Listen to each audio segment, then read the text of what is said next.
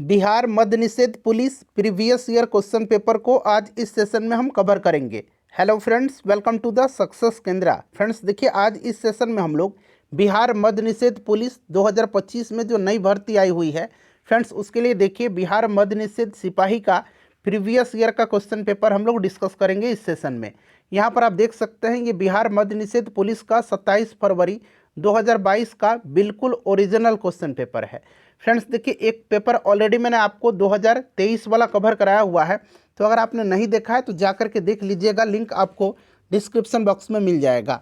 Friends अगर आप channel पर पहली बार आए हुए हैं तो चैनल को सब्सक्राइब कर लीजिए और जो बगल में बेल आइकन है, घंटी का निशान है, उसको भी ज़रूर दबा लीजिएगा, ताकि जब भी बिहार मद्य निषेध सिपाही 2025 से रिलेटेड कोई भी इंपॉर्टेंट वीडियो अपलोड किया जाए तो उसका नोटिफिकेशन सबसे पहले आपके पास पहुंच जाए।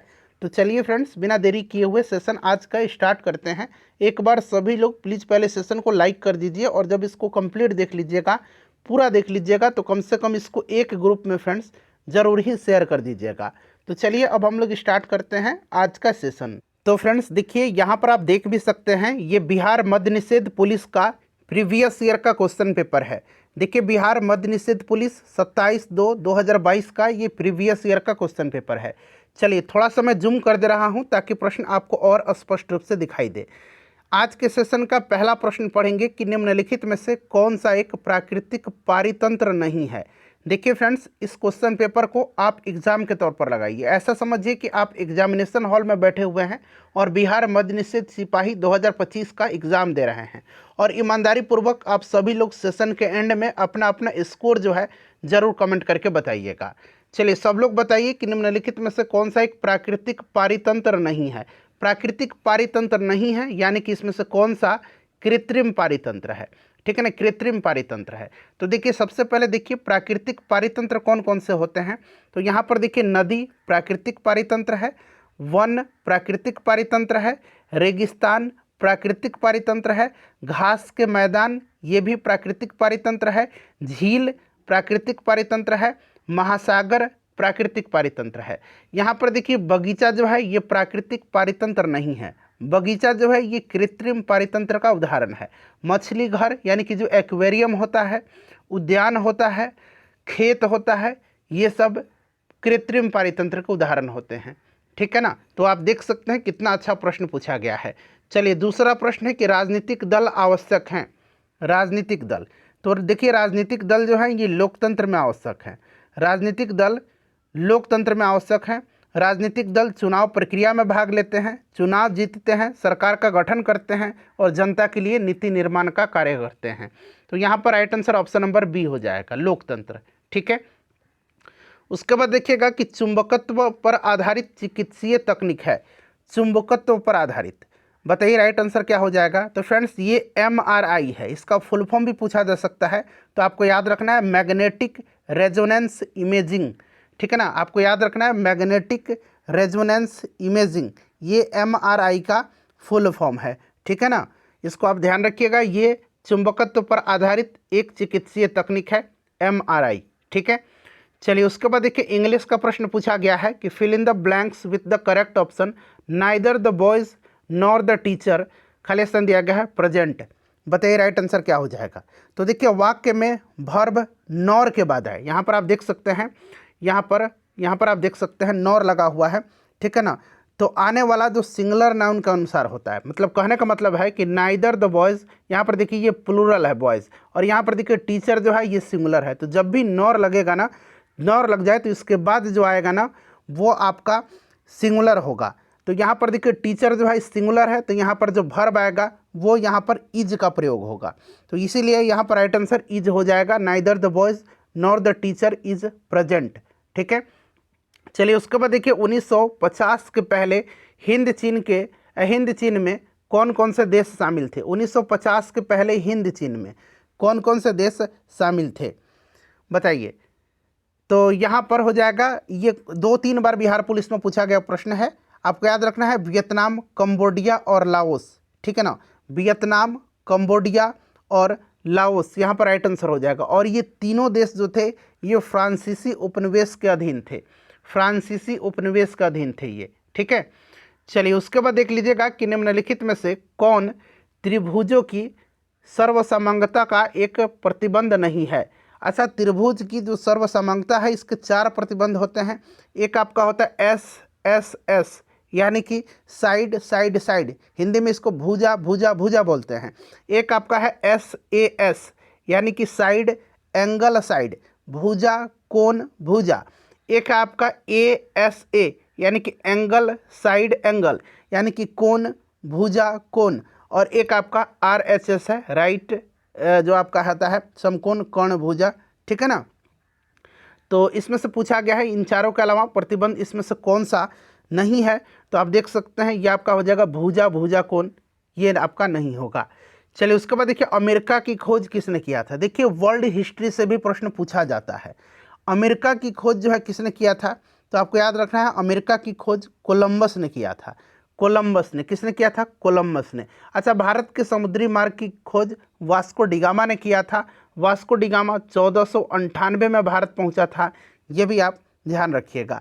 अच्छा, एक यात्री था मैगलन, नाम जरूर आप याद रखिएगा, मैगलन, ठीक है ना। तो समुद्री मार्ग से संपूर्ण विश्व का चक्कर लगाने वाला ये व्यक्ति मैगलन है, इसे भी आप ध्यान रखिएगा, ठीक है। चलिए उसके बाद देख लीजिएगा अगला प्रश्न है कि आधुनिक लोकतंत्र को कहा जाता है। आधुनिक लोकतंत्र को, तो देखिए ये प्रतिनिधित्व लोकतंत्र कहलाता है, ठीक है ना, प्रतिनिधित्व लोकतंत्र। तो यहाँ पर देखिए प्रतिनिधित्व लोकतंत्र है, ठीक है ना, इसको ध्यान रखिएगा, प्रतिनिधित्व, ठीक है। चलिए प्रतिनिधित्व लोकतंत्र, और भारत में जो है ये अप्रत्यक्ष प्रतिनिधित्व लोकतंत्र है, ठीक है। चलिए उसके बाद देखिए 2011 की जनगणना के अनुसार भारत में साक्षरता दर कितना है। अब देखिए 2011 की जनगणना के अनुसार साक्षरता दर, जब आप अंतिम आंकड़ा देखेंगे तो ये साक्षरता दर 74.04% है ना, 74.04%, क्लियर है, याद रहेगा। जिसमें पुरुष साक्षरता दर जो है ये 82.14% है, और महिला साक्षरता दर जो है ये 65.46% है। तो ये आप याद रखिएगा, ठीक है ना, तो 74.04% आप याद रखिएगा, क्लियर। अच्छा, वहीं बिहार में पूछता कि 2011 की जनगणना के अनुसार बिहार की साक्षरता दर, तो बिहार में साक्षरता दर 61.8% है, जिसमें पुरुष साक्षरता दर 71.2% है और महिला साक्षरता दर 51.5% है। तो बिहार वाला भी आप आंकड़ा याद रखिएगा, ठीक है। चलिए ऑप्शन में 74.04% नहीं दिया गया है। देखिए baking soda is, baking soda क्या है, तो देखिए बेकिंग सोडा यानी कि खाने वाली सोडा की बात कर रही यहाँ पर हो रहा है। तो ये आपका सोडियम बाइकार्बोनेट है। क्या है ये, बाइकार्बोनेट है। क्या है फ्रेंड्स, ये बाइकार्बोनेट है, सोडियम बाइकार्बोनेट है। फॉर्मूला NaHCO3 होता है, इसको भी आप जरूर याद रखिएगा, ठीक है। चलिए उसके बाद नेक्स्ट क्वेश्चन कर लेंगे कि किस राज्य की टीम ने, अब उस समय का ये करंट का क्वेश्चन है, 2022 का पेपर है, तो 2021-22 में विजय हजारे ट्रॉफी का खिताब जीता था। अब आपको याद रखना है 2024-25 वाला। तो देखिए 2024-25 में विजय हजारे ट्रॉफी का खिताब जो है ये कर्नाटक ने जीता है। कर्नाटक ने विदर्भ को हरा करके जीता, यानी कि विजेता रहा है कर्नाटक, ठीक है ना, और उप विजेता जो रहा है ये विदर्भ रहा है, विदर्भ, ठीक है ना। तो विजेता कर्नाटक रहा है और उप विजेता विदर्भ रहा है। चलिए उसके बाद देखिएगा अगला प्रश्न है कि fill in the blank choosing the correct word from the option that follow. Correct कि इफ, खाली स्थान दिया गया है आई कम, बताइए। तो यहाँ पर होगा आपका राइट आंसर क्या हो जाएगा, तो यहाँ पर राइट आंसर हो जाएगा इफ ही विल गो आई कम, ठीक है। चलिए उसके बाद नेक्स्ट क्वेश्चन कर लेंगे कि फिर से यहाँ पर देखिए पूछा गया है कि इसका क्लोजेस्ट मीनिंग बताना है प्रोटेस्ट का। तो प्रोटेस्ट मतलब क्या होता है, इसका अर्थ होता है विरोध करना, ठीक है। तो इसका क्लोजेस्ट मीनिंग जो हो जाएगा टू ऑब्जेक्ट होगा, विरोध करना, ठीक है ना।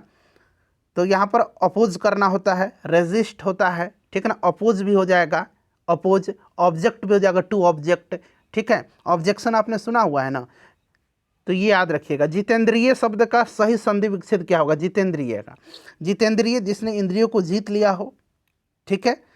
तो ये आपका होगा जित जोड़ इंद्रिय, जित जोड़ इंद्रिय हो जाएगा ऑप्शन नंबर ए। चलिए उसके बाद देखिएगा कि मृदा अपरदन को रोका जा सकता है, मृदा अपरदन को, तो देखिए सिंपल सा क्वेश्चन है, मृदा अपरदन को जो है वृक्षारोपण के द्वारा रोका जा सकता है, ठीक है ना, वृक्षारोपण हो जाएगा। चलिए उसके बाद देखिएगा कि भारत के निहाल सरीन का संबंध किस खेल से है। निहाल सरीन, तो फ्रेंड्स देखिए आज हम बात करने वाले हैं बिहार मद्य निषेध एग्जाम 2026 की बेस्ट बुक के बारे में, जो कि चक्षु पब्लिकेशन का है। यहाँ पर आप देख भी सकते हैं चक्षु बिहार पुलिस मद्य निषेध सिपाही भर्ती परीक्षा 2026। बिल्कुल ये बिहार मद्य निषेध सिपाही का जो एग्जाम पैटर्न है उसी पर आधारित ये बुक है। बहुत ही बढ़िया बुक है फ्रेंड्स। और देखिए इस बुक की खास बात मैं आपको बता दे रहा हूँ। देखिए फ्रेंड्स इस बुक में यहाँ पर मैं थोड़ा सा और बड़ा कर दे रहा हूँ। देखिए इस बुक में बिहार मद्य निषेध सिपाही का पिछले 3 वर्षों का यहाँ पर प्रीवियस ईयर का क्वेश्चन पेपर दिया गया है। साथ ही साथ देखिए इस बुक में आपको 20 प्रैक्टिस सेट भी देखने को मिल जाता है, जो कि बिल्कुल बिहार मद्य निषेध का जो लेटेस्ट पैटर्न है उसी पर आधारित है। यहाँ पर आप देख सकते हैं प्रैक्टिस सेट है। और देखिए फ्रेंड्स देखिए इसकी खासियत जो है ना ये है कि पूरा यहाँ पर आप देख सकते हैं जितना भी यहाँ पर प्रश्नों का उत्तर दिया गया है बिल्कुल व्याख्या सहित दिया गया है। बिल्कुल यहाँ पर जो है एक्सप्लेन करके सारे के सारे प्रश्नों का उत्तर दिया गया है। तो बहुत ही बेस्ट बुक रहेगा आपके लिए फ्रेंड्स। तो फ्रेंड्स आप इस बुक को परचेज करके आप अपने तैयारी को और भी मजबूत कर सकते हैं से है। तो फ्रेंड्स देखिए निहाल सरीन का संबंध जो है ना ये आपका किससे, शतरंज से। ये शतरंज के खिलाड़ी हैं, तो शतरंज यहाँ पर राइट आंसर हो जाएगा। चलिए देखिए इस्पात तथा लोहे को जंग से सुरक्षित रखने के लिए उन पर यसद लेपन, ठीक है ना, की प्रक्रिया में एक पतली परत चढ़ाई जाती है। यसद लेपन जिसको कि हम लोग क्या बोलते हैं, जस्तीकरण कह सकते हैं आप, ठीक है ना। गैल्वेनाइजेशन अंग्रेजी में बोला जाता है। तो उस पर जिंक की परत चढ़ाई जाती है, जस्ता का जिंक की परत चढ़ाई जाती है, ठीक है ना। लोहे को जंग से बचाने के लिए उस पर जिंक की परत चढ़ाई जाती है, गैल्वेनाइजेशन होता है उसका। चलिए चूज द, यहाँ पर खाली स्थान दिया गया है कि saint Ravidas was a dash by profession. ये प्रोफेशन से क्या थे, संत रविदास।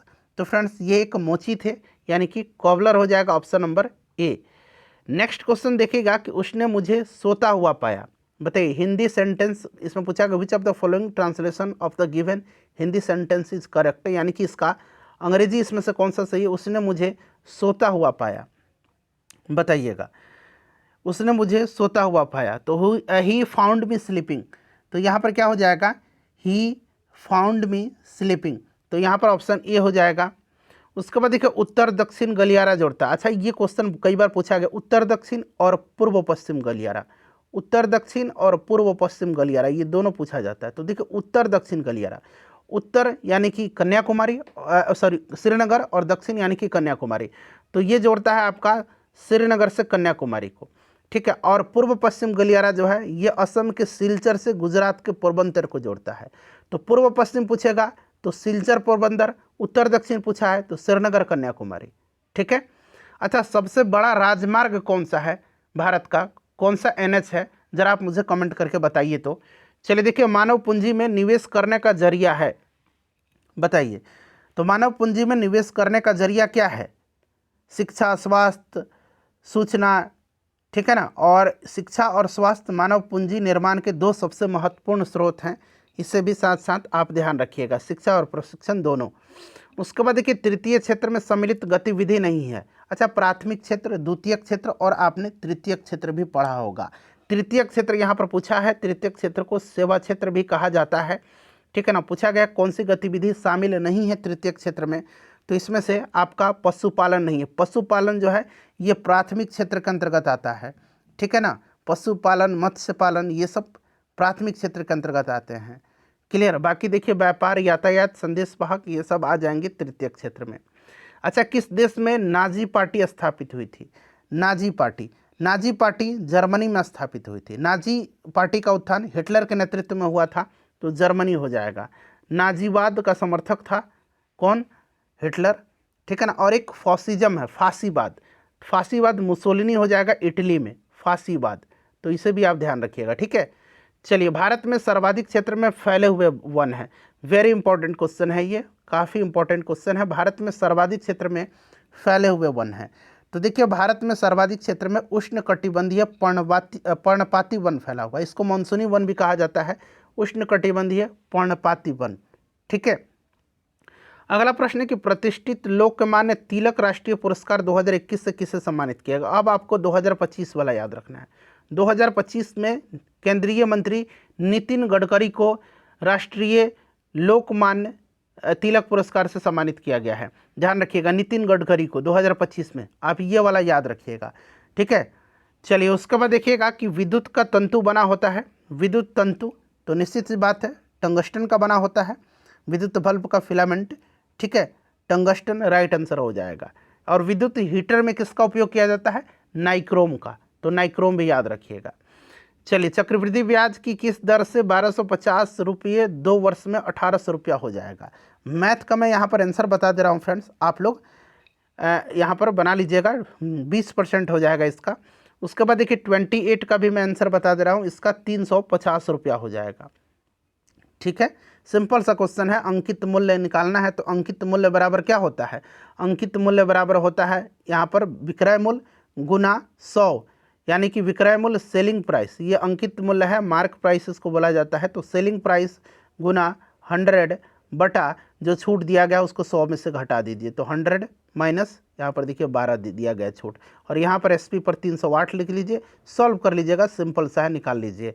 तारापुर केंद्र है, सिंपल सा क्वेश्चन है, तारापुर महाराष्ट्र में है, आणविक शक्ति का केंद्र है, तो ये आणविक शक्ति हो जाएगा, महाराष्ट्र में है, ठीक है।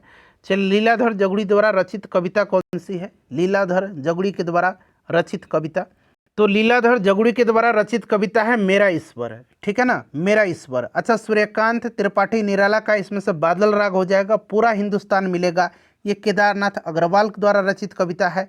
और छाया मत छूना, ये गिरिजा कुमार माथुर द्वारा रचित कविता है, ठीक है, ध्यान रखिएगा।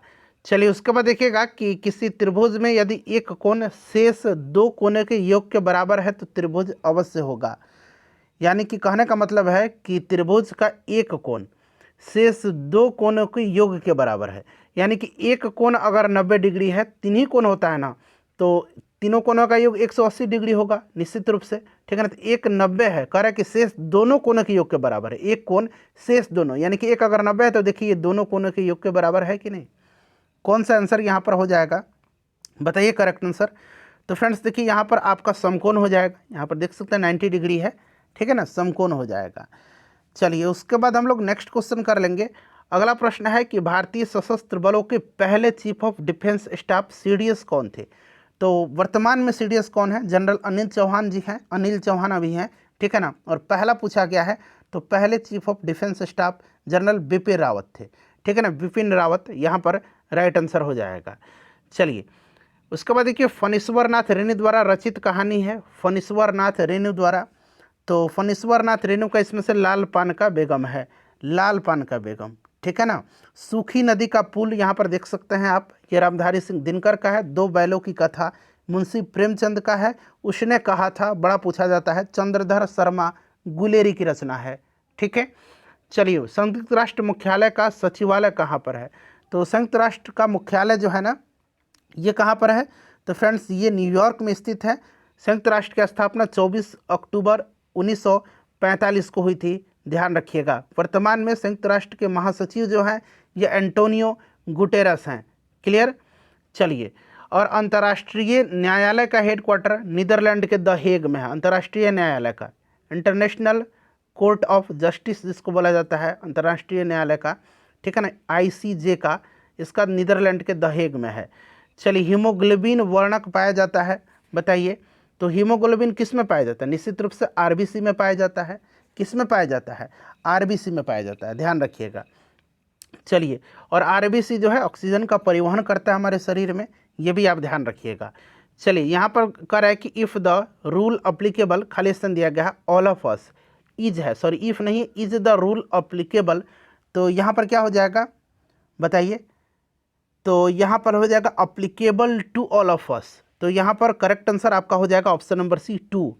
चलिए उसके बाद देखिएगा कि परागकणों का एक पुष्प से दूसरे पुष्प तक स्थानांतरण किस माध्यम से होता है? तो ये स्थानांतरण जो होता है ना, ये आपका कई माध्यमों के द्वारा होता है।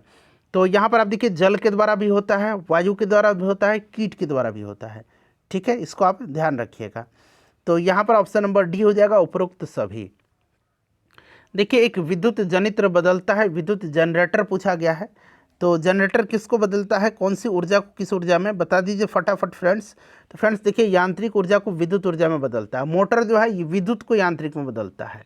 अच्छा उसके बाद देखिएगा कि डी आई मेंडलीफ को श्रेय दिया जाता है? मेंडलीव को किसके लिए श्रेय दिया जाता है?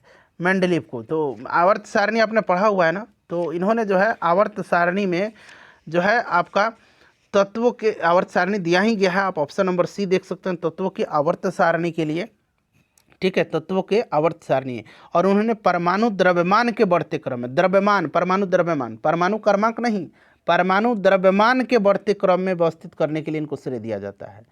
ठीक है, चलिए, तो यहाँ पर right answer option number C हो जाएगा। चलिए, उसके बाद देखिएगा कि ही स्पीक्स हिंदी, इसको क्या करना है? पैसिव वॉइस में बदलना है, बताइए। तो यहाँ पर क्या हो जाएगा? राइट आंसर क्या हो जाएगा? फटाफट बताते चलिए फ्रेंड्स। अगर आप आंसर आप लोग जानते हैं ना, तो आंसर आप कमेंट करते चलिएगा। यहाँ पर right answer option number C हो जाएगा, Hindi is spoken by him. ठीक है, चलिए, उसके बाद देखिए वर्तमान में बिहार विधान परिषद के अध्यक्ष कौन है? तो ये अवधेश नारायण सिंह है ना, अवधेश नारायण सिंह। अनुवांशिकी का जनक किसे कहा जाता है? अनुवांशिकी का जनक, तो ये मेंडल को कहा जाता है। यहाँ पर आप देख सकते हैं ग्रेगर जॉन मेंडल, तो यहाँ पर G.J. मेंडल लिखा गया है, ग्रेगर जॉन मेंडल को कहा जाता है। ठीक है, अनुवांशिकी का जनक, ध्यान रखिएगा। तो ऑप्शन बी हो जाएगा। प्रथम विश्व युद्ध शुरू हुआ था, तो प्रथम विश्व युद्ध 1914 से लेकर के 1918 तक चला था। ऑप्शन नंबर बी हो जाएगा। प्रथम विश्व युद्ध का तात्कालिक कारण पूछा जाता है, तो क्या हो जाएगा? ऑस्ट्रिया द्वारा सर्बिया पर आक्रमण के साथ शुरुआत हुई थी। ऑस्ट्रिया के राजकुमार फर्डिनेंड की बोस्निया की राजधानी सेरेजो में हत्या। ठीक है, ये तात्कालिक कारण था, ध्यान रखिएगा आप। आज दूसरा विश्व युद्ध 1939 से 45 तक चला था, ये भी आप याद रखिएगा। जर्मनी का पोलैंड पर आक्रमण, ये तात्कालिक कारण था। देखिए, मानव अपनी अबुझ भाषा में कहता रहता है, रेखांकित पद प्रतीक समुद्र का कुछ भी नहीं होता।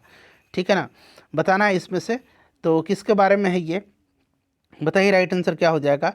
समुद्र अबुझ भाषा। ठीक है ना, अबुझ भाषा में समुद्र का कुछ भी नहीं होता, तो इसका राइट आंसर क्या हो जाएगा? मनोभाव को आपने प्रकट कर रहा है इसमें। तो इस प्रकार से अगर करेक्ट आंसर की बात करते हैं तो समाज का, ठीक है ना, समाज का राइट आंसर हो जाएगा। सुरक्षा का तात्पर्य क्या है? सुरक्षा का तात्पर्य, तो देखिए सुरक्षा का तात्पर्य जो है ये खाद्य उपलब्धता हो जाएगा, खाद्य उपलब्धता। ठीक है ना, चलिए, उसके बाद देखिएगा कि निम्नलिखित में से कौन जुलाई 2021 में, करंट का क्वेश्चन है, अंतरिक्ष में यात्रा करने वाली जो है भारतीय मूल की महिला बनी है। दरअसल यहाँ पर लिख दिया गया है 2021, तो 2021 में सिरिसा बांदला थी। ठीक है ना, तो ये आपको याद रखना है। ठीक है, इसको आप याद रखिएगा। चलिए, उसके बाद नेक्स्ट क्वेश्चन कर लेंगे। अगला प्रश्न है हमारा कि राष्ट्रीय मानवाधिकार आयोग की स्थापना कब हुई थी? काफ़ी इंपॉर्टेंट क्वेश्चन है, कई बार ये पूछा जाता है, बताइए। तो राष्ट्रीय मानवाधिकार आयोग की स्थापना 1993 में हुई थी। चलिए, उसके बाद देख लीजिएगा, यहाँ पर कह रहा है कि choose the correct answer to the question from the option. ये पढ़िए कि the eyes are not here, where did the girl get down, मतलब ये किस कहानी का है? ठीक है, ये स्टोरी का है, किस स्टोरी का है ये? तो ये बुक से पूछा गया प्रश्न है। तो यहाँ पर राइट आंसर क्या हो जाएगा? फटाफट आप लोग बता दीजिए। 48 का करेक्ट आंसर क्या हो जाएगा? तो ये आपका हो जाएगा देहरादून। ठीक है, चलिए, उसके बाद देखिएगा कि भारत का प्रथम परमाणु संयंत्र कहाँ स्थापित किया गया था? तो अभी मैंने आपको बताया था कि तारापुर महाराष्ट्र में। कहाँ पर? तारापुर महाराष्ट्र में। ठीक है, चलिए, निम्नलिखित में से किस श्रेणी में भारत आता है?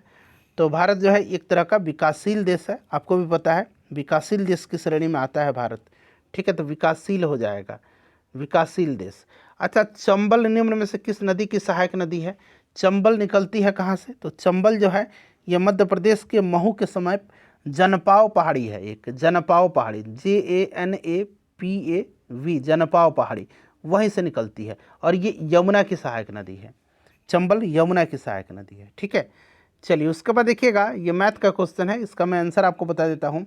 छड़ी की लंबाई निकालना है तो रूट अंडर क्या होता है? L² + B² प्लस क्या हो जाएगा? H², यानी कि 10 × 10 × 5 का स्क्वायर कर दीजिए। 10 का स्क्वायर 100, फिर 10 का स्क्वायर 200, फिर 5 का स्क्वायर 25, यानी कि 225 हो जाएगा रूट अंडर में। और 225 किसका है? 15 का है। तो यहाँ पर देखिए 15 कहाँ पर दिया गया? ऑप्शन नंबर बी में। चलिए, इसका भी मैं आंसर आपको बता, तो देखिए यहाँ पर आंसर हो जाएगा 384 सेंटीमीटर स्क्वायर, यानी कि वर्ग सेंटीमीटर। ठीक है, चलिए, एक कहानी यह भी रचना है किसकी? तो एक कहानी यह भी, इसकी लेखिका मनु भंडारी जी हैं, ठीक है ना, मनु भंडारी, ध्यान रखिएगा, मनु भंडारी। उसके बाद देखिए पृथ्वी का कुल भाग जो जल से घिरा हुआ है तो लगभग 71%। सही विकल्प चुनना है। विलोम युग में कौन सा दिया गया है बताइए। तो यहाँ पर देखिएगा आप, गौरव का विलोम जो होता है ना, लाघव होता है, ठीक है ना, गौरव का विलोम क्या होता है, लाघव होता है, ये ध्यान रखिएगा, गौरव का लाघव होता है। अच्छा, स्वयं सहायता समूह में ऋण संबंधी अधिकांश निर्णय लिए जाते हैं बताइए। तो ये सदस्यों के द्वारा ऋण संबंधी अधिकांश निर्णय लिए जाते हैं, सदस्यों के द्वारा, ठीक है ना, याद रखिएगा। और एक स्वयं सहायता समूह में 15 से 20 सदस्य होते हैं। चलिए उसके बाद देख लीजिएगा कि अमन फसल संबंधित है। अमन फसल धान से संबंधित है, ये धान की फसल का एक किस्म है, तो यहाँ पर धान हो जाएगा। अच्छा, सरहुल पर्व कौन मनाते हैं? सरहुल पर्व मुंडा जनजाति के द्वारा मनाया जाता है, ठीक है ना, मुंडा जनजाति के द्वारा। उसके बाद देख लीजिएगा कि बेलाडीला पहाड़ी जो है ये किस जिले में स्थित है? बेलाडीला पहाड़ी श्रृंखला, तो ये छत्तीसगढ़ में है, बस्तर में पड़ता है, ठीक है, और यह लोहा उत्पादन के लिए प्रसिद्ध है। बेलाडीला पहाड़ी श्रृंखला में उत्तम कोटि का हेमेटाइट लॉस का पाया जाता है, हेमेटाइट, ठीक है ना। अच्छा, कौन इसमें से भौतिक पूंजी का उदाहरण नहीं है? भौतिक पूंजी का उदाहरण नहीं है, बताइए, भौतिक पूंजी का उदाहरण इसमें से नहीं है। राइट आंसर इसमें से क्या हो जाएगा? कौन इसमें भौतिक पूंजी का उदाहरण नहीं है? तो आप देख सकते हैं शिक्षा एवं प्रशिक्षण, ठीक है। अच्छा, यहाँ पर देखिए असमतापी जंतु जिनका हृदय द्विकक्षीय होता है, यानी कि 2 कोष्ठ का होता है, 2 कोष्ठ का होता है, कौन सा जंतु है ये बताइए। तो यहाँ पर देखिए हृदय द्विकक्षीय, तो ये सार्क का हो जाएगा, ठीक है ना, सार्क का हो जाएगा, याद रखिएगा, ठीक है। चलिए उसके बाद हम लोग नेक्स्ट क्वेश्चन कर लेंगे कि क्रिया बल एवं प्रतिक्रिया बल हमेशा लगते हैं, क्रिया बल और प्रतिक्रिया बल, ठीक है ना। न्यूटन का थर्ड लॉ जो है आपने पढ़ा होगा, बताइए राइट आंसर। क्रिया बल और प्रतिक्रिया बल हमेशा अलग अलग वस्तुओं पर और विपरीत दिशाओं में लगता है, ठीक है, तो अलग अलग वस्तुओं पर और विपरीत दिशाओं में। उसके बाद देखिए निम्न में से किस क्षेत्र में मौसमी बेरोजगारी की समस्या होती है? तो निश्चित रूप से आपको याद होगा कृषि क्षेत्र में होती है, ठीक है ना, प्रच्छन्न बेरोजगारी, मौसमी बेरोजगारी होती है। उसके बाद देखिएगा नेक्स्ट क्वेश्चन है कि निम्नलिखित में से किसका बीज प्रोटीन एवं वसा तेल का प्रचुर जो है स्रोत है? जब प्रोटीन लग जाए और ऑप्शन में सोयाबीन दिख जाए तो आप सोयाबीन के साथ चले जाइएगा, ठीक है। अच्छा, राष्ट्रपति पर महाभियोग की प्रक्रिया से कौन अपदस्थ कर सकता है? तो देखिए महाभियोग की प्रक्रिया जो होती है ना, ये संसद के दोनों सदन में लाया जाता है, ठीक है ना। अनुच्छेद 61 में है महाभियोग की प्रक्रिया संसद के दोनों सदन में, किसी भी सदन में लाया जा सकता है, इस चीज़ को याद रखिएगा, ठीक है। और उल्लंघन, संविधान के उल्लंघन के आधार पर ये राष्ट्रपति पर महाभियोग लगाया जाता है, तो इस चीज़ को याद रखिएगा। तो यहाँ पर संसद राइट आंसर हो जाएगा।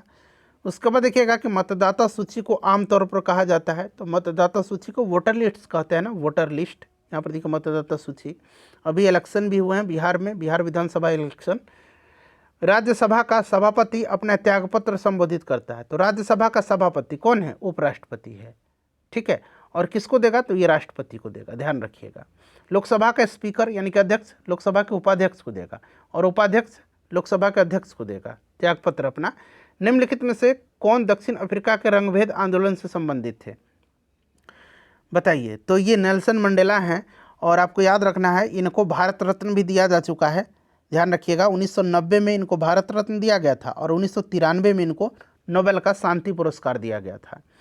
देखिए ये मैथ का प्रश्न है, यहाँ पर आंसर मैं बता देता हूँ, 1/2 हो जाएगा। पंडित बिरजू महाराज का संबंध किस नृत्य से है? तो ये प्रसिद्ध कथक नर्तक थे बिरजू महाराज, ठीक है ना। तो यहाँ पर राइट आंसर हो जाएगा कथक, ठीक है। चलिए, और कुचिपुड़ी आंध्र प्रदेश का है, याद रहेगा ना। कथक उत्तर भारत का हो गया, कथकली केरल का है, भरतनाट्यम तमिलनाडु का है। देखिएगा यहाँ पर राइट आंसर है, क्वेश्चन है कि एक कंपनी जो 1 से अधिक देशों में उत्पादन का स्वामित्व रखती है और नियंत्रण करती है, निश्चित रूप से उसको बहुराष्ट्रीय कंपनी कहा जाता है, मल्टीनेशनल कंपनी, MNC बोला जाता है इसको, ठीक है। चलिए उसके बाद हम लोग नेक्स्ट क्वेश्चन कर लेंगे कि निम्नलिखित में से कौन सा शब्द कमल के सभी पर्यायवाची हैं? कमल के पर्यायवाची कौन कौन से हैं? तो कमल का पर्यायवाची इसमें से कौन कौन सा हो जाएगा? सरोज, पंकज, अरविंद, आपको पता है ना, सरोज, पंकज, अरविंद, ये सब होता है, ठीक है। चलिए उसके बाद देखिएगा कि मैथ का क्वेश्चन है, इसका आंसर आपका हो जाएगा 54 यहाँ पर कारपेट की आवश्यकता होगी। ठीक है, कारपेट की कुल संख्या, जैसे कि हॉल का क्षेत्रफल निकाल लीजिए और कारपेट का क्षेत्रफल, तो ये आपका है कौन सा, यहाँ पर देखिए आयताकार फर्श है तो हॉल का क्षेत्रफल लंबाई गुना चौड़ाई हो जाएगा 45 गुना 36, ठीक है ना, बटा ये आप निकाल लीजिए। निश्चित रूप से ये कारपेट का यहाँ पर दिया गया है 6 गुना 5, निकाल लीजिएगा तो ये आपका निकल जाएगा। ठीक है, चलिए 5 9 45 हो जाएगा, 6 6 36 हो जाएगा, तो 9 6 54। चलिए उसके बाद देखिए दाल का बहुवचन क्या होगा। देखिए दाल का बहुवचन यहाँ पर पूछा गया है, तो दाल का दालें हो जाएगा। अच्छा, देशों के बीच विकास की तुलना करने की उपयोगी मापक क्या है, तो ये प्रति व्यक्ति आय है। ठीक है ना, प्रति व्यक्ति आय ध्यान रखिएगा, विकास की तुलना करने हेतु सबसे उपयोगी मापक है, इसको भी आप ध्यान रखिएगा, प्रति व्यक्ति आय। क्लियर। चलिए हड़प्पा के किस स्थल से जल प्रणाली के प्रमाण मिले हैं, उन्नत जल प्रबंधन प्रणाली के प्रमाण, ये धौलावीरा से मिला हुआ है, याद रखिएगा धौलावीरा राइट आंसर हो जाएगा, तो यहाँ पर धौलावीरा हो जाएगा, गुजरात में है। आरबीआई के वर्तमान गवर्नर, तो वर्तमान में संजय मल्होत्रा है। कौन है, संजय मल्होत्रा, ऑप्शन में नहीं दिया गया संजय मल्होत्रा, बट आप संजय मल्होत्रा का नाम जरूर याद रखिएगा। आरबीआई की स्थापना 1935 में हुई थी, राष्ट्रीयकरण 1949 में हुआ था, हेडक्वार्टर मुंबई में है। चलिए इसका आंसर मैं आपको बता देता हूँ, इसका जो आंसर हो जाएगा फ्रेंड्स वो आपका 3200 रुपया यहाँ पर ऑप्शन बी में दिया गया है। चलिए उसके बाद देखिएगा कौन सी नदी मुहाना यानी कि एस्चुरी बनाती है। अच्छा, आपने तो अधिकतर नदियों को सुना होगा डेल्टा बनाती है, गंगा है डेल्टा बनाती है, ब्रह्मपुत्र है डेल्टा बनाती है, बट एस्चुरी का निर्माण जो करती है ना, ये नर्मदा ताप्ती ये सब नदियाँ करती हैं। तो यहाँ पर देखिए नर्मदा दिया गया है। भारत में संप्रभु कौन है, तो हमारा संविधान कहता है जनता संप्रभु है हमारी, भारत के लोग। बिहार दिवस और जल दिवस दोनों मनाया जाता है कब, एक ही डेट को, बिहार दिवस 22 मार्च को और जल दिवस भी मनाया जाता है, 22 अप्रैल को पृथ्वी दिवस मनाया जाता है। ठीक है, चलिए देखिएगा कि निम्न में से उपार्जित लक्षण कौन सा है, उपार्जित लक्षण इसमें से कौन सा है, तो यहाँ पर देखिए शरीर का वजन हो जाएगा उपार्जित लक्षण। ठीक है, चलिए उसके बाद देखिएगा यहाँ पर कि which festival is refer to in Tolstoy little girls wiser than men, ये बुक का है, इंग्लिश बुक से ये प्रश्न पूछा गया है। तो राइट आंसर क्या हो जाएगा यहाँ पर, ईस्टर का त्यौहार है ये। ठीक है, किस किस त्यौहार की बात हो रही, ईस्टर का। चलिए where was Sant Kabir brought up in his early childhood day, तो लालन पालन हुआ था इनका वाराणसी में, नीरू नामक जुलाहे के यहाँ। ठीक है ना, तो यहाँ पर आपका वाराणसी हो जाएगा। वृक्ष सुंदरी वृक्ष पाए जाते हैं, तो निश्चित रूप से ये मैनग्रोव वन में। ठीक है ना, मैनग्रोव वन में, सुंदर वन आपने पढ़ा हुआ है ना। चलिए उसके बाद देखिएगा कि बादल या कोहरा किस कोलाइडी निकाय के उदाहरण है, तो बादल या कोहरा बताइए राइट आंसर क्या हो जाएगा इसका, सब लोग आंसर कमेंट करते चलिए। करेक्ट आंसर इसका हो जाएगा आपका द्रव गैस में परिक्षिप्त। उसके बाद देखिए संज्ञा शब्द जहर में ईला प्रत्यय जोड़ने पर क्या बन जाएगा, जहरीला बन जाएगा, है ना, जहरीला। चलिए भारत में बजट निर्माण का कार्य कौन करता है, तो ये वित्त मंत्रालय करता है ना, वित्त मंत्रालय। चलिए उसके बाद देखिए अक्षय नवीकरणीय ऊर्जा के स्रोत, अक्षय नवीकरणीय ऊर्जा बताइए। देखिए सौर ऊर्जा अक्षय नवीकरणीय ऊर्जा का उदाहरण है। ठीक है, सौर ऊर्जा हो जाएगा, पवन ऊर्जा जो आपका जल से निर्मित ऊर्जा है ये भी हो जाएगा। चलिए उसके बाद देखिएगा कि भारत में कौन संविधान निर्मात्री सभा का सदस्य नहीं था, तो मोहम्मद अली जिन्ना, सिंपल सा क्वेश्चन है, संविधान निर्मात्री सभा के सदस्य नहीं थे। ठीक है, चलिए उसके बाद देखिएगा कि पारितंत्र में सभी हरे पौधे और नील हरित शैवाल जिसमें प्रकाश संश्लेषण की क्षमता होती है किस वर्ग में आते हैं। जब प्रकाश संश्लेषण की क्षमता है तो अपना खाना खुद तैयार करेंगे, यानी कि ये उत्पादक वर्ग में आ जाएंगे। ठीक है, अच्छा ये करंट का क्वेश्चन है, परख जो था वो खबरों में रहा था उस समय, ये एक पोर्टल है, किस क्षेत्र से जुड़ा हुआ था, तो ये आपसे पूछा गया है। तो ये जुड़ा हुआ था किससे, तो ये छात्र को सीखने का आकलन। ठीक है ना, यानी कि 93 का ऑप्शन नंबर आपका यहाँ पर सी राइट आंसर हो जाएगा। ठीक है ना, तो ऑप्शन नंबर सी। उसके बाद देखिएगा अगला प्रश्न कर लेंगे कि जापान एक विकसित धनवान देश बना, बताइए जापान एक विकसित धनवान देश बना, बताइए राइट आंसर क्या हो जाएगा। तो मानवीय संसाधनों में पर्याप्त निवेश किया इसने। ठीक है ना, मानव संसाधनों में निवेश के द्वारा। Option number A right answer हो जाएगा। चलिए उसके बाद नेक्स्ट क्वेश्चन कर लेंगे। अगला प्रश्न है कि बायोगैस का मुख्य घटक, तो बायोगैस का मीथेन होता है, CH4 फार्मूला होता है, इसको मार्स गैस कहा जाता है, ठीक है ना, मार्स गैस भी कहा जाता है मीथेन को। भारत में लौटते मानसून ऋतु की अवधि क्या होती है?